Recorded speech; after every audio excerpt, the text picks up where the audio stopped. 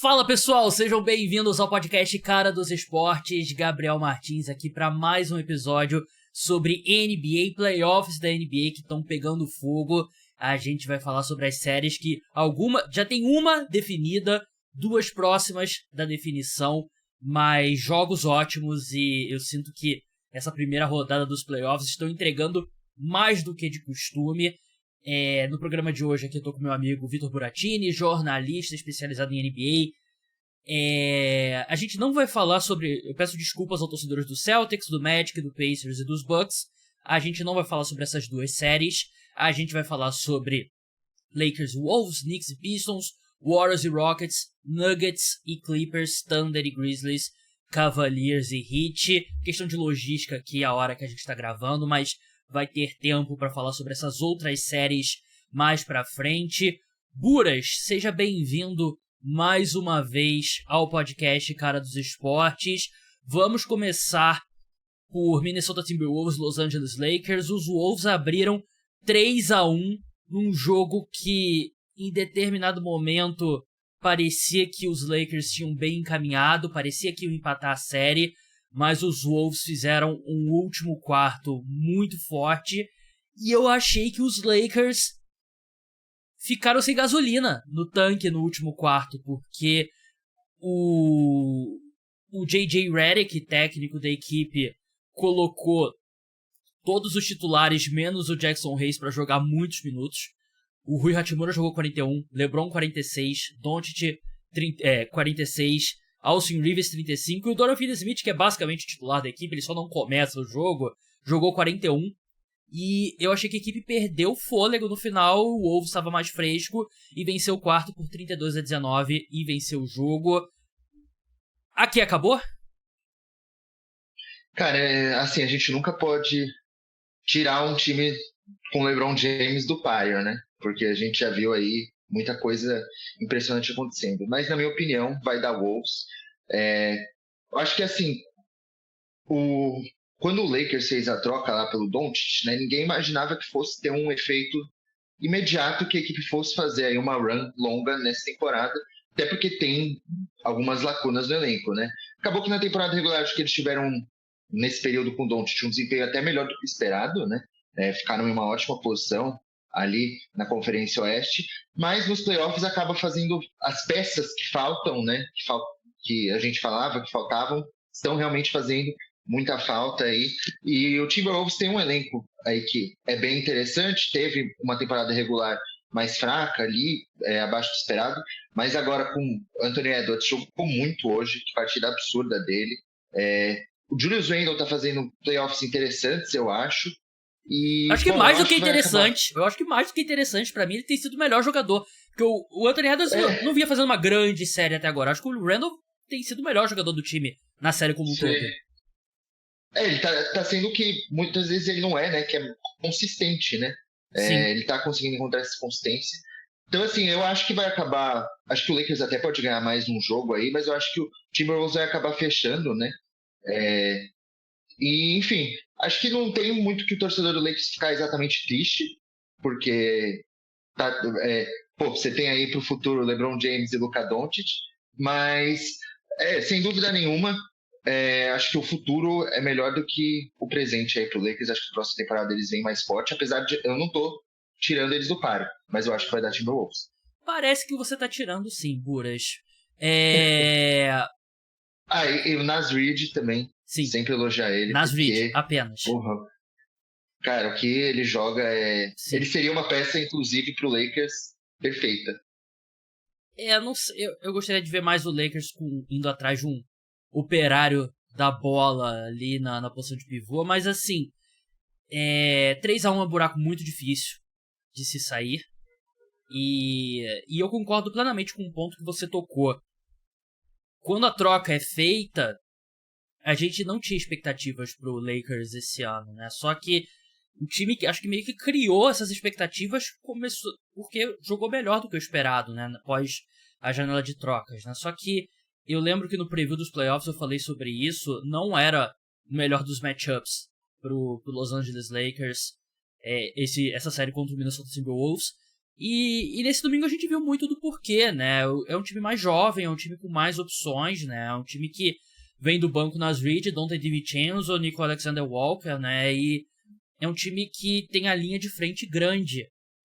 E eu acho que não só o Lakers é um time com o elenco um pouco mais curto, mas eu acho que para compensar a falta de um pivô, acho que exige muito de LeBron, Hachimura, Finney-Smith no garrafão ali para defender o rebote. E eles não estão conseguindo. O Wolves teve um número alto de rebotes ofensivos hoje, né? Foram 18 rebotes ofensivos. E eu acho que exige muito fisicamente desse time dos Lakers, né? E aí eles estão jogando basicamente 5 jogadores. Eu não sei nem porque o Jackson Hayes está começando, né? Porque ele sai no primeiro intervalo, na primeira parada e basicamente não volta mais. Nesse domingo eu senti um time muito cansado no fim, né? O Luka teve a questão que ele ficou doente, ficou doente no jogo 3 e tal. E ele até começou bem, mas eu senti que também faltou perna pra ele. E faltou perna pro LeBron. O LeBron jogou muito bem por 3 quartos. 27 pontos, 12 rebotes. O primeiro tempo dele foi excelente. Eu até, no último quarto, eu tuitei, pô, o LeBron parece meio pregado, né? E aí logo depois ele dá aquele toco. Eu acho que foi o Donte DiVincenzo. Aí todo mundo começou a me zoar. Mas eu mantenho o que eu disse, o LeBron parecia cansado. E, Buras, a gente viu isso no ano passado. Na série contra os Nuggets, o LeBron tava ficando exausto no final das partidas por tanto que ele tinha que carregar o time. E aí, numa sequência de 2 jogos que ele teve que carregar o time no jogo 3 porque o Luka não tava 100%, e aí você tem um intervalo mais curto do que de costume de um jogo pro outro, né? Eu acho que o LeBron sentiu e deu pra ver, pra mim, claro, no desempenho dele. Ele jogou muito bem ainda, mas ele chegou no final da partida sem perna. O que é de esperar pra um cara de 40 anos, né? Exatamente. No primeiro tempo ele conseguiu ir bastante até pra linha de lance livre. Acho que ele terminou o primeiro tempo com 14 lances livres batidos, um negócio assim. Mas é o que você falou, com 40 e poucos anos, ele ainda jogou, na temporada regular ele jogou mais jogos do que do que ele deveria jogar, né? Então é natural que acabe caindo de rendimento aí dentro de uma partida, mas mesmo assim ele fez puta jogo, né? Foi aí, segundo melhor jogador do Lakers, né? O Lucas fez 38 pontos, né? Também teve uma partida boa, mas acabou tendo uma queda de desempenho ali. Mas é isso, eu não vejo porque a torcida do Lakers ficar triste com esse resultado. É óbvio, se ele estar perdendo de 3-1 numa série de playoffs é uma merda, a gente sempre quer o nosso time bom, mas acho que a gente sempre pode ver os pontos positivos também, né? E os pontos positivos é que o Lakers ele teve um encaixe mais rápido do que se esperava ali, né? Porque falavam que o encaixe talvez do LeBron, do Austin Reeves e do Luka fosse ser mais difícil de fazer. A gente viu na temporada regular que deu certo, né? Mas é ajustar aí a casinha, talvez na season, trazer esses testes que faltam, para ano que vem fazer uma run maior. Eu acho que a grande decepção do lado dos Lakers tem sido o Austin Reeves, né? O Austin Reeves que ele terminou muito bem a temporada, ele se encaixou muito melhor com o LeBron e com o Luka do que pelo menos eu esperava, né? Imagino que a maioria das pessoas também, né? E não tem feito uma excelente série, né? Ele terminou muito bem o jogo, né? Ele fez isso com um tempo melhor do que o primeiro tempo, mas não tem feito uma boa série. E do lado do Minnesota Timberwolves, eu acho que é positivo que o time chegou vencendo por 2-1 essa série sem um grande jogo do Anthony Edwards. Ele jogou bem, teve 28 pontos, se não me engano, no jogo 3, mas ele não estava sendo o Anthony Edwards que ele foi, por exemplo, nesse domingo, né? Ele acabou terminando a partida como cestinha do Timberwolves, né? 43 pontos, 9 rebotes, 6 assistências. Teve um momento ali que ele virou o tornozelo e era meio até assustador, né? Parecia sério, mas ele voltou e batendo de frente com o LeBron fisicamente ali, na força mesmo, né? Foi um jogo bem físico, eu diria, e eu acho que esse é o ponto positivo. Só que o copo meio vazio é que ninguém esperava o Julius Randle fazendo uma série tão boa como ele vem fazendo, né? A tendência é isso não se manter, mas eu acho que o Minnesota Timberwolves era meu palpite o Lakers, né? Não vou fingir aqui que eu eu achava que era o Timberwolves, não, meu palpite era o Lakers, mas os Wolves estão vencendo com autoridade. E eu diria que estão vencendo sem ter que fazer uma série nota 10, né? Estão vencendo uma série que eles estão jogando dentro do esperado, nada acima, e estão controlando bem. Não é a série que tá dando absolutamente tudo certo pra eles, e por isso eles estão ganhando de 3 tirando o jogo 1, né? né? Que 21 bolas de 3, né? Tirando o jogo 1. Sim. Não, mas destacar também o trabalho do Chris Finch, né? Que baita treinador aí também. Eu acho que ele tem um grande dedo nisso aí. Mas é o que você falou, quando o Julius Randle tá jogando o que ele tá jogando, assim, que é talvez o grande inesperado, né? É difícil o Timberwolves não ter esse desempenho que tá tendo, né? Porque ninguém esperava isso dele. E ninguém esperava que o Anthony Edwards fosse realmente ser o segundo melhor jogador, como você disse. E até o momento. O J.D. McDaniels teve alguns ótimos jogos também nessa série, né? E assim, a gente vai falar sobre... Acho que foi o jogo 1, né? Que ele... Não, o jogo 3 ele foi muito bem também. O jogo 3 também ele foi muito bem. Sim. A gente vai falar mais pra frente sobre Rockets e Warriors, mas assim, quem passar ali, e nesse momento seria o Warriors, eu acho que o Wolves é um adversário acessível pro Wolves. Eu acho que o Wolves provavelmente vai ser favorito, mesmo que contra o Warriors, né, e contra o Rockets, né, se tiver uma reviravolta na série também. Eu acho que o time tá numa boa posição pra voltar à final de conferência, né, só que precisa confirmar essa série e... Sim. Enfim, manter o bom nível, né? Torcer pro Anthony Edwards não ter nenhum efeito a longo prazo, né? Da lesão, que, pô, eu até brinquei no Twitter, se o LeBron cair no meu tornozelo, eles iam ter que abrir a arena, botar um helicóptero e me levar pro hospital, né? Mas ele continua jogando, porque ele é um atleta absurdo, né? Vamos passar pra outro jogo desse domingo. Falando em séries 3-1 que um adversário, um dos times parece ter encaminhado, o New York Knicks derrotou o Detroit Pistons, o meu Detroit Pistons, abriu 3-1 na série, com um erro absurdo de arbitragem no final, foi muita falta do Josh Hart no Tim Hardaway Jr., né? Os Pistons deveriam ter recebido a chance de virar o jogo ali na linha de lance livre, mas são coisas que acontecem. A minha visão sobre essa série, como um torcedor realista que eu sou, Buras, eu fico triste pelos Pistons estarem basicamente com o pé fora dos playoffs. É muito difícil voltar de um déficit de 3-1, mas sendo realista, o resultado dessa série é muito melhor do que o esperado antes da temporada, né? E ao mesmo tempo que você pode fazer um argumento, pô, os Pistons perderam 2 jogos apertados, poderia estar 2-2 ou poderiam estar vencendo 3-1 essa série. Acho que a parte como analista realista do meu cérebro também diz que os Knicks não estão fazendo uma grande série, né? Os Knicks estão jogando abaixo do esperado, né? Então, para mim, esses 2 pontos se equiparam e eu acho que é um placar justo, né? E os Pistons tiveram chances, 2 jogos que eles entraram no último quarto com lideranças significativas e deixaram escapar. E foi mais do mesmo nesse domingo. O time do Knicks é simplesmente melhor que o dos Pistons, né? E a gente vê num jogo como esse de domingo, Buras, na hora de decidir o jogo, você tem o Towns, você tem o Brunson, e o Pistons, a única constante tem sido o Cade, né? Porque você conta com sequências ali do Dennis Schroeder, que também não fez um grande jogo nesse domingo. Você conta ali com o Tobias Harris tendo um quarto ou outro bom. Você não tem nenhuma... Malik Beasley tá fazendo uma péssima série. O time dos Pistons não tem nenhuma outra constante que não seja o Cade, que esse sim tá fazendo uma grande série como a superestrela que é, né? Mas eu acho que nesse domingo ficou bem claro a diferença de você ter do outro lado 2 opções ofensivas como o Karl Anthony Towns e o Jalen Brunson. Bom, Gabs, eu acho que você como torcedor do Pistons também tem que ver o copo meio cheio aí dessa série, né? Óbvio, o time do Knicks realmente é melhor, é um time mais pronto, é um time mais cascudo, né? Por tudo que vem fazendo nos últimos anos. Mas o Pistons, até mesmo com o Knicks não estando no seu melhor atualmente, né?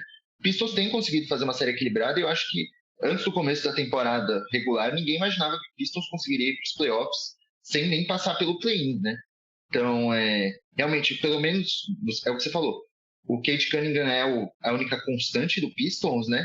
Mas eu acho que isso já é muita coisa, porque uma das coisas mais difíceis de você encontrar numa equipe é justamente franchise player. E parece que o Pistons conseguiu encontrar franchise player no Cade. Óbvio que ele ainda tem questões a ajustar, mas ele é um cara muito novo. Já vem fazendo uma grande série de playoffs na primeira participação dele. O resto do elenco do Pistons são jogadores bem jovens que também não tinham, obviamente, essa experiência em pós-temporada. E os veteranos não são os melhores veteranos do mundo, que é como você falou, Tobias Harris. A gente sabe que não é um cara que dá para você confiar 100%, o Malik Beasley também não. O próprio Dennis Schroeder é um cara muito inconstante. Então, assim, eu acho que o Pistons já foi mais longe do que se imaginava e todos os jogos foram muito apertados. Acho que o único jogo que teve uma diferença de mais de 10 pontos foi o primeiro, né? Com a vitória do Knicks. Depois todos os jogos foram ali decididos por 5, 6 pontos. Então, é meio que o esperado. Era esperado que o Knicks fosse avançar, mas eu acho que o Pistons está fazendo até uma série também melhor do que se esperava. Então, eu imagino que o Knicks vai fechar em 4-1, mas aí o futuro do Pistons é bem interessante. Eu acho que os Pistons estão sentindo falta do Isaiah Stewart, que ele jogou o jogo 1 só, se eu não me engano, com uma lesão, sofreu uma lesão no joelho, né? E até o Paul Reed, né? O B-Ball Paul, ele entrou bem em alguns jogos ali, mas ele não é do mesmo nível do Isaiah Stewart, né? Claro que você tá falando de pivô reserva, mas um time que é grande como o dos Knicks, né? Você ter ali 48 minutos de Jalen Duren e Isaiah Stewart em quadra, eu acho que é muito importante. Mas é isso. Acho que as peças, o Ausar Thompson claramente sentindo os playoffs, né? Teve alguns jogos ali com problemas de falta e tal. E do lado dos Knicks, né? Acho que o tornozelo do Jalen Brunson vira o grande ponto de foco, né? Da equipe. Mas continua sendo um time sem banco, basicamente. E depende muito do onde o Towns e o Brunson vão levá-los, né? Porque o Bridges e o Anunoby, eles já mostraram que são outros dois jogadores que não conseguem ter a consistência ofensiva. O Bridges fez uma boa pontuação no jogo 3, mas agora no jogo 4 voltou a assumir, né? E o Anunoby, que ele teve um bom jogo ofensivo, ele marca o Cade a maior parte da série, só que o Cade tem produzido todo o jogo, né? Então não é como se ele tivesse fazendo... Ele tem feito o Cade trabalhar, mas também não tá fazendo uma grande série na defesa. Vamos passar pro sábado agora. Antes, pedir pro pessoal que tá escutando a gente, segue se você estiver no Spotify, deixa 5 estrelas, é muito importante. Segue, seja qual for o aplicativo de podcast que você tá usando. Se você estiver no YouTube, deixa like, deixa comentário, se inscreve no canal, liga a notificação e recomendo que você escute, assim, você tá trabalhando, bota ali no canto, vai escutando enquanto você tá trabalhando. Tenta escutar no Spotify também, né? Você tá indo da casa pro trabalho pra casa, na faculdade e tal, tá na academia. É assim que eu consumo podcast e eu acho que é a melhor forma de consumir o podcast Cara dos Esportes. Vamos falar sobre Golden State Warriors e Houston Rockets. Os Warriors venceram por 104-93. E, Buras, esse jogo me lembrou muito aquele jogo 6 de Warriors e Rockets da semifinal de conferência em 2019, que o Kevin Durant se machuca, e aí todo mundo meio que botou automático ali, o Rockets vai levar essa série pro jogo 7, né? Porque o Warriors não ia ter o time completo, e aqui parecia que sem o Jimmy Butler, o Houston Rockets ia conseguir sair na frente, né? Abrir 2-1, mas assim como naquele jogo 6 de 2019 aconteceu aqui, o Stephen Curry deu show. E, assim, os números dele são espetaculares, né? 36 pontos, 7 rebotes, 9 assistências, mas eu acho que é um jogo ainda melhor do que esses números parecem, né? E o meu ponto analisando a partida foi o seguinte: não tem outro jogador na NBA, talvez na história da NBA, que você tira o Stephen Curry e coloca esse jogador no lugar, que o Warriors teria feito um jogo melhor do que eles fizeram nesse sábado, porque é aquela coisa que a gente já é chovendo molhado, né? A gravidade do Curry, o espaço que ele gera e tudo mais, e apareceu muito nesse sábado, né? Porque o Rockets tem no papel os caras pra defender ele. Tem o Amen Thompson, tem o Dillon Brooks, tem os caras que são maiores que o Curry e conseguem seguir ele, né? Conseguem incomodar ele com o tamanho e se manter na frente dele, né? Tem o Van Vliet e tal, que também é um cara ágil, e não tinha nada que os Rockets conseguiam fazer para desacelerar o Golden State Warriors. E mais uma vez, esse jogo 3, todo mundo gosta de falar quando a gente erra alguma análise, né? Mas aqui acho que a maioria dos especialistas estava bem certo quando falávamos sobre as dificuldades dos Rockets em final de jogo, né? Porque tem hora em final de jogo que teve posse que era, eles deram a bola na mão do Amen Thompson pra tentar fazer uma coisa de costas pra cesta. E tá sendo exatamente o que todo mundo falava que ia acontecer, tá acontecendo. O Rockets, quando o jogo tá apertado, eles não têm alguém confiável que você possa dar a bola nele e conseguir uma cesta. Sim. O Rockets acho que tem algumas semelhanças aí, eu colocaria com o Pistons, tem um elenco muito jovem também, né? Que tá aí na sua primeira participação de playoffs. Mas eu acho que uma diferença que eu vejo é que eu não sei se o Rockets já achou aí o seu franchise player. Eu o cara sei. Que vai ser. Eu sei que não achou. Eu não gosto de falar as coisas com certezas, mas eu também acredito que não. Porque assim, você tem aí, o Amen Thompson talvez, eu acho que é o jogador com o maior teto desse elenco do Houston Rockets. Sim. Mas ofensivamente ele parece que não vai ser aquele cara que vai ser a primeira opção ofensiva, né? E é isso que eles precisam achar, porque o Jalen Green é um cara que tá indo pro quê? Pro 6º ano dele na liga, né? Por aí, ele é do draft do Kate Cunningham. Exato. E assim, ele ainda não mostrou aquela evolução, aquela consistência, aquela capacidade de ser esse líder que a equipe precisa, né? O Sengun, eu acho um jogador também interessante, mas eu não acho que ele vai ser esse centro ofensivo, né? A principal peça ofensiva do elenco. Então, acho que é um problema mais profundo aí pro futuro do Rockets, né? E apesar da temporada regular muito boa que eles fizeram, porque eles têm um elenco profundo, eles têm um elenco com boas opções, mas nos playoffs acaba que faz falta esse jogador aí para decidir, para colocar a bola debaixo do braço. O Jalen Green teve até um jogo muito bom, acho que ele fez. Foi o jogo que ele fez 40 pontos, não foi? Foi o jogo 2. Foi o jogo 2 dele que foi muito bom. Foi o jogo anterior. Isso. Que ele foi muito bem, né? Mas ele não consegue ter uma consistência aí ao longo de mais do que um jogo. Assim, ele é aquele cara que ele faz um jogo muito bom, mas aí os 3 jogos seguintes são medianos para ruins. Então, esse é um grande problema aí que o Rockets vai ter que lidar no futuro.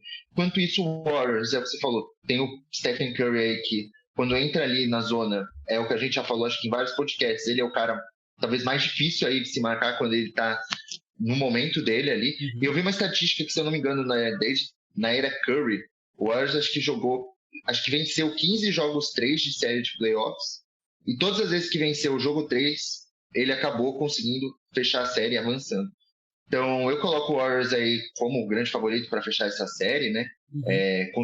Esse desempenho aí, esse bom jogo que eles tiveram, mesmo sem o Jimmy Butler, é algo para animar aí. E também destacar aí o Quinten Post, fez uma boa partida, né? O pivô aí, acho que ele teve 12 rebotes, algo do tipo. Mas assim, é incrível como o Warriors sempre... Assim, ele nunca tem um pivô que seja um grande nome, mas é um cara que acaba fazendo diferença nos playoffs, mesmo sendo um cara aí que ninguém dá muita coisa por ele, né?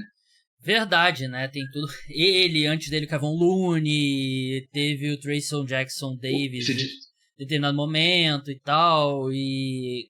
Cara, o Warriors tem umas bizarrices, né? Tipo, o Jonathan Kuminga não tava nem na rotação, aí o Jimmy Butler ficou fora do jogo, aí o Jonathan Kuminga começou jogando, né? E. O Steve Kerr. O Steve Kerr é um técnico, não é pra você entender, é pra você sentir, né? Sentir. Porque essas decisões, assim, completamente bizarras, né? Tipo, tem hora que o Gui Santos tá jogando 12, 15 minutos, aí sai da rotação. O Kuminga tá fora da rotação, o Jimmy Butler se machuca, e aí ele bota o Kuminga no time titular, né? E joga 17 minutos apenas. Ele tem algumas jogadas ali, mas claramente o Kuminga tá rodando, ele tá numa rotação diferente do resto do time, né? Ele não... Eu acho que o Steve Kerr provavelmente ele justifica a ausência do Jonathan Kuminga nas rotações, porque eu sinto que mesmo quando o Kuminga tá em quadra, muitas vezes o Kuminga funciona no estilo dele, né? Ele meio que não se mistura com o resto do time do Golden State Warriors, né? Como todos os grandes jogadores que passaram lá faziam, né? Mas esse time venceu esse jogo por conta do Curry, né? E também teve... E o Buddy Hield também foi bem. O Buddy Hitler, né? Que o pessoal tem chamado ele no Twitter, né? Que ele é bizarro, ele começou o ano muito bem, era favorito pra sexto homem, desaprendeu a jogar basquete depois da virada do ano, né? Depois do ano novo. Sim. E ele morreu. Jogou bem nesse sábado, né? E o Gary Payton também, né? O Gary Payton fez uma partida muito boa, o Pozinski no final ali apareceu muito bem, mas é uma vitória importantíssima pro Warriors, né? Porque eu acho que ganha mais alguns dias pro Jimmy Butler se recuperar, né? Porque se você perde esse jogo, aí é Jimmy Butler se não tiver com uma das nádegas, né? Porque o problema dele é no músculo do glúteo, né? Se ele não tiver com uma das nádegas, ele tem que jogar, né? E agora você pode, dar uma segurada no Jimmy Butler, né? Você já venceu o primeiro de 2 jogos em casa, você venceu um jogo em Houston. Então eu acho que o Warriors está numa boa posição, né? E quanto ao Houston Rockets, uma coisa que eu gostaria de ver, Buras, é mais do Jabari Smith em quadra, porque eu acho que ele é mais um cara alto e que te traz arremesso. Porque esse time é muito travado, de novo. A gente já falou isso aqui 1000 vezes no podcast, mas porque é verdade. Então eu gostaria de ver mais alguns desses minutos aí alguns desses minutos do Dillon Brooks e do Jalen Green indo pro Jabari Smith, né? Mesmo porque você tem muitos desses lineups com Steven Adams e o Sengun. Que, aliás, o Sengun ficou no bolso do Draymond Green, né? Nesse sábado. E aí, às vezes tem Sengun, Steven Adams, Amen Thompson e, aí você tem 3 caras que não tem como. São nulos. E eu acho que a gente lembra o Rockets no final da temporada regular passada. O time teve uma sequência muito boa pra terminar o ano, com o Jabari Smith jogando naquele stretch 5, né? Daquele pivô falso ali, né? Que passa a quadra. Eu acho que acho que é um line-up que o Ime Udoka ali meio... Talvez seja aquele line-up que tá, quebra em caso de emergência pra usar. Eu acho que é esse line-up que o Rockets precisa testar, né? De repente ali com Van Vliet, Jalen Green, Amen Thompson, Jabari Smith e de repente Tari Eason também, que ele é um cara excelente defensor, ele compensa talvez um pouco do... É um bom reboteiro. É um bom reboteiro, né? Compensa um pouco da falta de altura se você tiver o Jabari Smith só de pivô. Mas eu acho que é a hora do Ime Udoka dar uma sacudida na rotação. Eu acho que essa lineup que você sugeriu seria muito interessante, até mesmo contra o próprio Warriors. Acho que seria uma alternativa interessante. E é o que você falou, Steven Adams, Sengun e Amen Thompson. Quando você põe esses 3 caras em quadra, é meio como se tivesse 3 caras ali que ofensivamente vão ser nulos em muitos momentos, né? O Steven Adams, a gente sabe, é um cara limitadíssimo, só pontua basicamente ao redor do aro. Então, assim, você vai depender ali do Jalen Green e do Fred VanVleet, como você falou, para serem os pontuadores aí que consigam espaçar a quadra, que são 2 caras que também eles não têm consistência. Então é meio que suicídio isso. Eu entendo o lado do Rockets, né? Eu acho que o plano inicial era vamos forçar o Warriors a ter que jogar maior, né? A igualar o nosso tamanho. Não vamos entrar na mão deles de jogar menor. Só que não deu certo. Então eu acho que... E a questão é que eles têm material pra isso, né? Eles têm material pra botar um lineup mais baixo em quadra, né? Então eu gostaria de ver o Rockets indo por esse caminho. Vamos passar por um grande jogo. Um dos grandes... Esses playoffs são espetaculares, inclusive, né? São os melhores em um bom tempo, hein? No round 1, eu não lembro de um round 1 tão bom quanto a gente tá tendo esse ano. Mais um motivo para você se tornar apoiador e poder escutar o podcast Cara dos Esportes exclusivo para apoiadores do meio da semana, né? Que a gente fala sobre os playoffs e tudo mais. R$14,90 por mês. Link tá na descrição. Nuggets e Clippers 101-99. Eu nunca vi algo tão no limite como aquele rebodanque do Aaron Gordon. Na hora eu achei que não tinha sido e demorou muito, Buras, pra eu ver um replay que me mostrou com certeza que... Porque, tem um frame que o dedo dele tá encostado na bola, aí no próximo frame acende a luz, né, do relógio E a bola já saiu da mão dele, né? Mas é muito frame a frame. E o Aaron Gordon foi espetacular. O Jokic teve uma sequência... Ele teve aquela sexta, mas teve uma sequência difícil que ele permitiu 2 rebotes ali ofensivos, né? Mas eu sinto que o Nuggets tá empatado nessa série. É muito lucro pro Denver Nuggets, porque no agregado da série, eu acho que os Clippers pareceram um time significativamente superior, né? Mas eles perderam um jogo estúpido no jogo 1 na prorrogação e quase voltaram, chegaram a voltar nesse jogo, mas com um game winner histórico do Aaron Gordon acabam perdendo, né? Então acho que 2-2 é um lucro gigantesco pro Nuggets, só que assim, eles têm o melhor jogador do mundo e precisam vencer 2-3 jogos. Então acho que os Clippers se colocaram numa posição muito ruim. No agregado da série, assim, se a gente for analisar ela inteira, o Clippers tá jogando consideravelmente melhor. Se fosse uma luta do UFC, Buras, você que é fã de UFC, os cards estariam dando Clippers, né? Se fosse aquela coisa round a round, né? Não, sem dúvida, sem dúvida. Porque é o que você falou, eles acabaram perdendo aí jogos muito no detalhe, muito nos próprios erros, né? Então, assim, óbvio, o Jokic, você falou aí que no jogo 4 ele teve uma sequência ruim, e realmente teve, mas, assim, ele tá jogando absurdo, como se espera do Jokic, né? Ele tá sendo player coach, né? Ele tá treinando, ele tá pedindo substituição pro cara, pô, não, tem que tirar o Jamal Murray aqui, botar o cara aqui, pô, ele tá fazendo tudo. Se duvidar, ele tá, tipo, limpando o CT depois do jogo, né? Tipo, sei lá. Ele tá enchendo as garrafinhas com Gatorade. Ele tá fazendo tudo. No vestiário.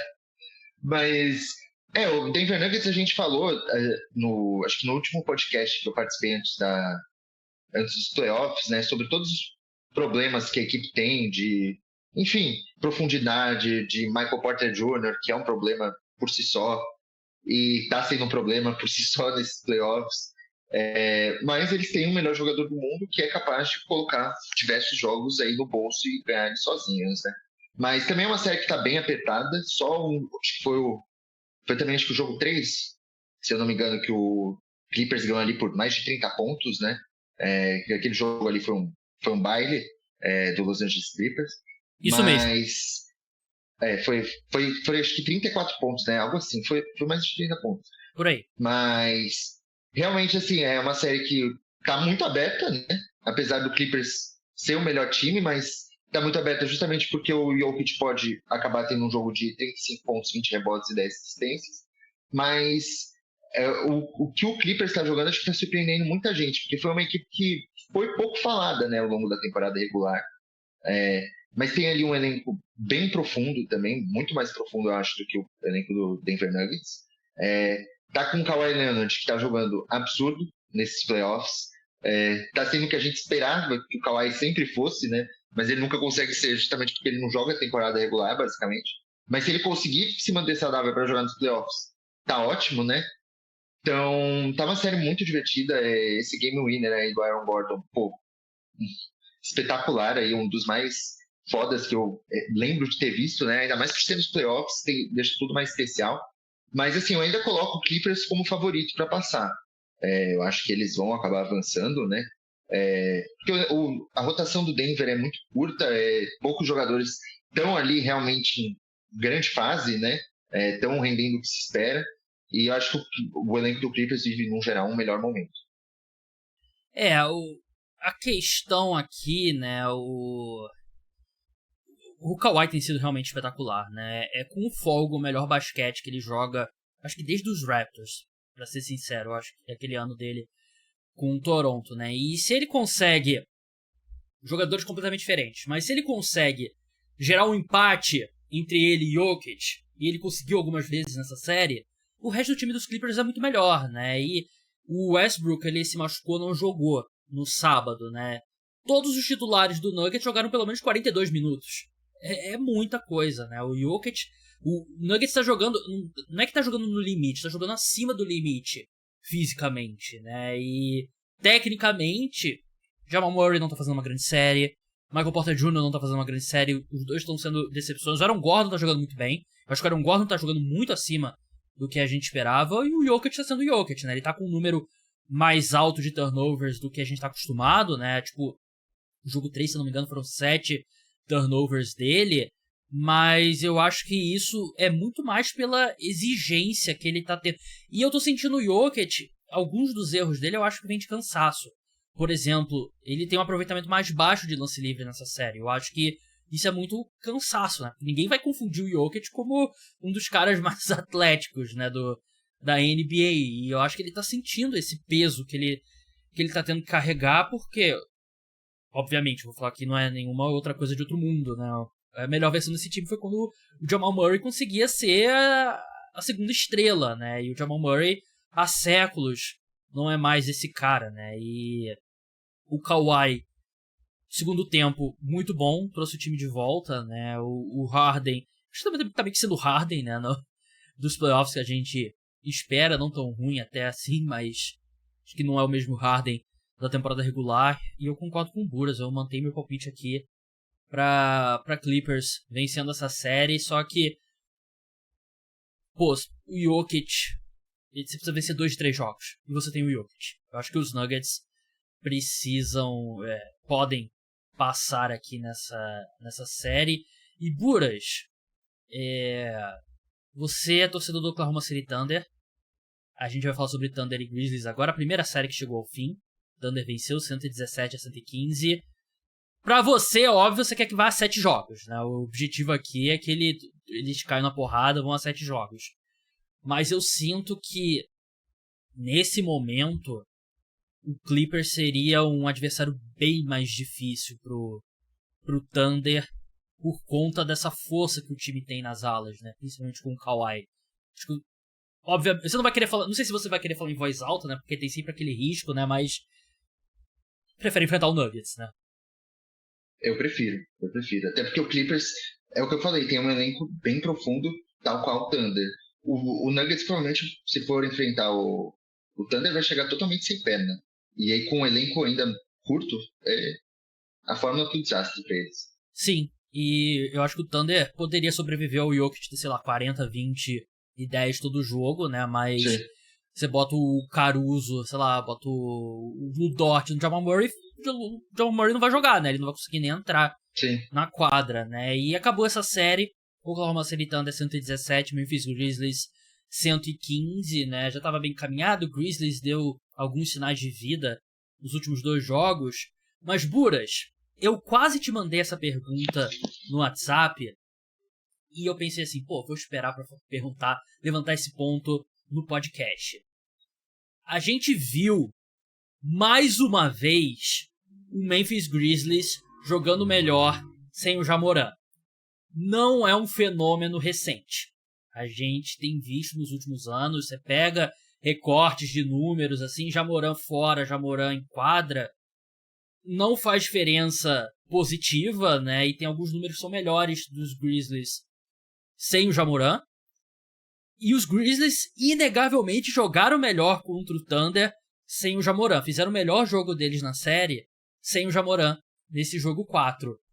É coincidência ou você concorda que o tamanho da amostragem já nesses últimos anos já é grande demais pra gente ignorar? Eu acho que é grande demais pra gente ignorar, porque a gente já teve várias sequências aí de mais de 10 jogos que o Ja Morant não jogou em temporada regular, que o Grizzlies, sei lá, ganhou 9 jogos, perdeu 1 sem ele, aí ele voltou e a equipe acabou tendo uma queda de desempenho ou manteve a perna próxima, assim, não conseguiu ser a mesma coisa. Então, assim, eu não sei explicar o porquê, sendo sincero, mas que tem algo aí, porque se acontecesse uma vez, tudo bem, foi o acaso, mas já aconteceu muitas vezes, como você falou, em várias temporadas diferentes até. Verdade, com versões diferentes, né? Tinha a época que era o Tyus Jones, né, que entrava no lugar dele, e agora né, o Scottie Pippen Jr. começou como titular com o Ja Morant, né, mas o Scottie Pippen Jr. é o armador quando o Ja Morant não tá em quadra, e o time rende melhor. E eu levanto isso porque eu acho que o futuro do Ja Morant vai ser muito discutido nessa off-season. Eu só não acho que ele vai a qualquer lugar, porque parece que a diretoria dos Grizzlies gosta muito dele, ele é a estrela, e essa versão atual do Ja Morant, ninguém ia pagar um valor significativo ali pra em retorno de jogadores e escolhas de draft. Então acho que o Ja Morant fica, não vai ser trocado, mas que é algo complicado você ver o seu time jogando melhor quando o cara que deveria ser a sua estrela não tá em quadra.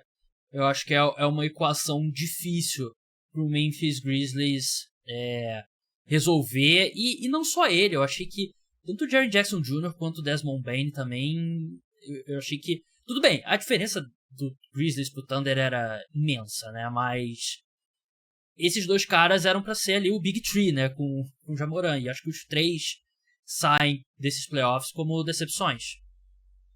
E assim, você vê, é o que você falou, esses três caras aí, eles são Big Three, eles são jovens, né, são jogadores ainda que têm muito tempo, mas o tanto de dinheiro que esses três somados ganham, né, que é basicamente toda a folha salarial do Memphis Grizzlies, porque todos eles assinaram extensões máximas, né, e acho que o Jaren Jackson Jr. vai renovar ainda essa off-season, né, ele vai vai assinar por 60 milhões de dólares, negócio que então, salgado. Tem um negócio que ele pode receber um contrato assim, Sim. Então, tipo, vai ser uma decisão foda pro Grizzlies fazer, sabe? Eu nem acho que é uma decisão, eu acho que eles têm que dar o contrato, né? Só que vai ser aquele contrato que a tinta não vai ter...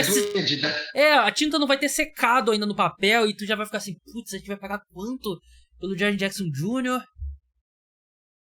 Vai ser tipo, acho que é um papo de mais 50 milhões de dólares por temporada. Eu acho que é 60. Eu vou olhar aqui quanto você... um negócio... Então, tipo assim, cara, quando seus três principais jogadores, assim, eles são jovens, como a gente já falou, mas eles ganham tanto dinheiro quanto eles ganham, e eles acabaram tendo um desempenho tão decepcionante como eles tiveram aí, você fica no mínimo com o pé atrás sobre o futuro, né? Porque assim, o Grizzlies, ele era o time mais jovem dos playoffs, ele era até mais jovem do que o Thunder, até. Acho que a média de idade não chegava aos 25 anos do elenco de Memphis. Mas mesmo assim, mesmo a gente sabendo tudo que eles podem ainda se tornar, se desenvolver no futuro, eu ainda custo acreditar que esses jogadores, esse core aí, com esses três, vai conseguir talvez levar o Memphis a voos maiores, né? Talvez eu esteja sendo precipitado, mas eu tendo a acreditar nisso. Então, eu tava vendo aqui sobre o Jaren Jackson Jr., é porque tem aquela coisa, se você for ao NBA, você ganha um valor X e tal. Ele não foi eleito defensor do ano, né? Que eu acho que aí ele qualificaria pro Super Max se ele fosse defensor do ano. Eu acho que se ele for ao NBA, ele chega ali batendo na porta dos 60 milhões de dólares por ano, né? Tipo, 5 anos, 300 milhões de dólares, que é muito dinheiro. Nossa. É muito dinheiro pelo Jaren Jackson Jr., né? Mas você vai fazer o quê? Você vai abrir mão, vai assinar com outro time de graça? Você não pode, né? Então é uma situação bem difícil. E o Thunder, basicamente fez 4 scrimmages, né? 4 amistosos e tá olhando ali pro Clippers e o Nuggets se matarem. Quanto mais longe for aquela série, melhor. E é o franco favorito no Oeste, né, Buras? Eu acho que os playoffs do Oeste estão muito legais e tal, mas eu não vi nenhum time ainda que possa desafiar o Thunder. Foi um 4-0 relativamente tranquilo, né? Os 2 primeiros jogos foram os mais fáceis ali, e justamente nesses 2 jogos o Shai nem jogou tão bem, sobretudo no jogo 1, acho que ele só fez 15 pontos, alguma coisa assim, ele foi uma partida bem abaixo dos padrões dele, mas mesmo assim a equipe, 50 pontos de diferença, se eu não me engano, acho que não teve nenhum titular que jogou mais de 25 minutos, foi um jogo que entraram 8 reservas, o segundo jogo também foi tranquilo. Aí o terceiro e o quarto foram ali mais pegados, né? Mas mesmo assim, aí nesses jogos o Shai cresceu de produção, jogou muito bem e a Thunder conseguiu fechar as partidas e fechar a série. Mas realmente é o franco favorito, tem aí, eu falei, uma rotação enorme. Obviamente ela vai acabar diminuindo conforme forem passando as fases, mas é bom que consiga usar tantos jogadores agora, justamente para descansar os titulares, para eles não cansarem tanto. E assim, ainda mais considerando que provavelmente vai pegar uma equipe que vai ter jogado ao menos 6 jogos, com os principais jogadores tendo alta minutagem, isso vai fazer toda a diferença nas semifinais. Verdade. Vamos encerrar aqui falando sobre Cleveland Cavaliers e Miami Heat, né? Os Cavs venceram nesse sábado e abriram 3-0, né? Tem chance de você estar escutando depois da segunda-feira e a série já ter sido fechada, né? O jogo 4 é na segunda-feira, 8h30, se eu não me engano. E foi engraçado porque o Darius Garland falou pra caramba na entrevista do Tyler Hero, né? Falou assim, não, o plano de jogo é explorar o Tyler Hero e tal, não sei o quê. E aí, todo mundo puto, o Tyler Hero, pô, provavelmente sangue nos olhos. Aí o Darius Garland não joga no sábado, né? Sim. Mas mesmo assim, os Cavs atropelaram 124-87 com muita tranquilidade. Esse time do Miami Heat é muito fraco, né? Eu acho que eu e muita gente botou ali, sei lá, Heat vencendo um jogo, né? Por respeito, né? A Heat Culture, ao Eric A instituição. Exatamente, ao Eric Spoelstra. Mas o time do Cavaliers é simplesmente muito melhor. E assim como o Thunder tá tendo basicamente aí uma pessoa que acompanha a NFL, né? Aliás, se você acompanha a NFL, não deixe de escutar os podcasts sobre o draft, né? Tem um episódio que a gente postou nesse sábado à noite falando dos 3 dias do draft. Escuta. Você torce pro Cavaliers, Buras? Pro Cavaliers, não, pro Browns na NFL? Acho que ou você não tem time na NFL? Então, cara, eu sempre fico em dúvida, porque eu torcia pro Browns, daí eles contrataram o Deshaun Watson, aí eu falei, pô, não dá, né? O seu Browns fez um bom draft. Gostei do draft dos Browns, então escuta. Eu gostei de ter draftado o carinha lá que todo mundo tava metendo louco. Draftou 2 quarterbacks, né? Você não tem quarterbacks, você drafta 2, então escutem lá, assistam lá. Mas o que eu ia falar é o seguinte: na NFL, a melhor campanha na temporada regular vai direto pra segunda fase dos playoffs, né? Vai pro Divisional Round e folga, né? Não joga no wild card. O Cavaliers e o Thunder tiveram a melhor campanha na temporada regular e basicamente tiveram uma bye week, né? Uma série de folga, Sim. né? Porque tanto o Heat quanto o Grizzlies não conseguiram ameaçar. E o Heat é outro time, né? Que ele vai estar envolvido em todos os nomes de estrelas que estiverem sendo especuladas em trocas. Vai estar no mercado pelo Kevin Durant. Vão falar de Giannis e vão falar... Só que eu não vejo os ativos, né? Pro Miami Heat dado uma troca como essa, né? Mas é o Miami Heat.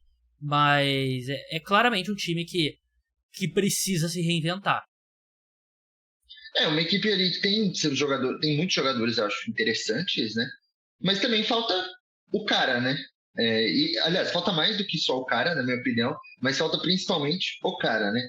Teve o Tyler Hero aí fazendo jogos interessantes, você tem o próprio Adebayo, você tem o Andrew Wiggins, são bons jogadores, mas contra uma equipe como o Cleveland Cavaliers, que tem um elenco também profundo, que teve a melhor campanha aí do leste, que tem também Donovan Mitchell, Evan Mobley em grande fase, fica difícil, né? Então, é o que você falou, foi basicamente, está sendo uma semana aí de treinamento, grandes jogos treinos aí para o Cleveland Cavaliers, e assim, eu acho que o Miami Heat foi até também mais longe do que muita gente esperava, né?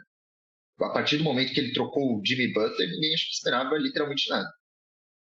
Eles foram também para os playoffs meio que precisava Por ter. Sorte, né? Precisava ter, né? E... Porque eles chegaram a ter uma sequência de 9 derrotas, um negócio assim, né? Depois da troca do Butler. Porque tinha que ter 10 times, né? Tinha que ter 4 no play-in, 6 indo direto dos playoffs, né?